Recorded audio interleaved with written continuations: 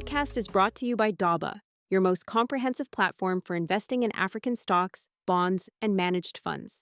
You can download the Daba app on your favorite Google and Apple app stores. We begin with very good news for investors. The BRVM closed the week of November 24th to November 28th on a clearly positive trend, with broad gains across its main indexes and a strong rebound in market activity.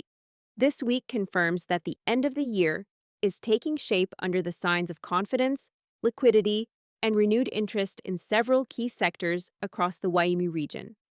Let's break it all down clearly and simply. The overall trend last week was positive, and that is the first thing to remember. The BRVM Composite Index, which represents the entire market, rose by 0.47% to reach 345.91 points.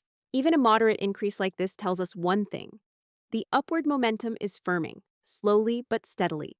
The BRVM 30 index also moved higher, increasing by 0.30% to 165.55 points. This indicates that large liquid stocks continue to attract investor interest, though with more selective positioning. Finally, the BRVM Prestige Index advanced by 0.26%, reaching 141.01 points. The biggest market capitalizations remain stable and resilient, which is a reassuring signal at a time of year when investors often rebalance portfolios. For investors, these gains mean three things: confidence is returning, trading flows are strengthening, and the market is seeking out quality companies while remaining open to growth-oriented picks. One of the major events of the week is the sharp rise in trading volumes. Total volume jumped by 167.75%, reaching more than 7,261,964 shares traded. What does that mean? It means the market is alive. Investors, both institutions and individuals, are active again and repositioning their portfolios. However, the total value of transactions fell by 20.53% to about 5,162,187,000 francs CFA. This suggests that the bulk of activity concentrated on lower-priced or more accessible stocks. In simple terms, small and mid-size investors took the lead this week, which is often a sign of a broadening market where participation is increasing. Now, let's look at the strongest performers of the week. According to the weekly flash report, several stocks delivered remarkable gains. The leading performer this week comes from the consumer goods sector, rising by 14.21%. This pushes its year-to-date gain to more than 570.27%. Yes, 570.27% in a single year.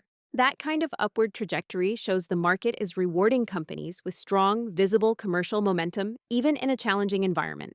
Right behind it, a stock in the industrial and automotive segment gained 14.19%, bringing its year-to-date increase to nearly 181.67%. For investors, these movements highlight sector rotation. The market is turning its attention toward industry, mass consumption, and companies that can absorb macroeconomic fluctuations. Other strong gainers include a company in the agribusiness sector rising by 10.96%, confirming the strength of the food production segment, a major aviation and services company gaining 5.93%, supported by sustained demand and continued recovery in traffic. Combined, these gains helped push the overall agro-food sector up by 2.58% this week. In financials, a prominent bank gained more than 5%, reinforcing the positive momentum in the financial sector. These signals together show that several sectors are benefiting from investor repositioning. Not every stock ended the week on a positive note. A major energy and infrastructure company recorded the largest decline, falling by 4.94%. The infrastructure sector as a whole ended down by 2.58%. There were also declines in several other areas. Publishing fell by 4.23%, and gaming companies dropped by 2.31%. This is a reminder of a simple rule: corrections are a normal part of market dynamics. Three sectors stood out this week. The automotive and equipment sector rose by 5.91%. Chemicals increased by 3.62%. Agribusiness advanced by 2.58%. These moves suggest renewed appetite for real economy sectors. Production, food, transport, they often reflect expectations of future economic expansion or hopes for dividends in the coming months. Turning to the bond market, activity was calmer. Bond market capitalization dipped slightly by 0.01%. Total traded value fell to 1,413,000 francs CFA from 1,183,000 the previous week. Why the pullback? Investors seem to be adopting a more cautious stance, which is common at the end of the month. Most transactions focused on intermediate maturities. The most traded bonds this week were the 10-year government bond paying a 6.45% coupon and the 10-year bond paying 5.80%. They accounted for 13% and 12.67% of total volume, respectively. For investors, this shows two priorities: seeking yields that stay ahead of inflation and choosing maturities that balance risk and return. For the week of December 1st to December 5th, several themes deserve close attention.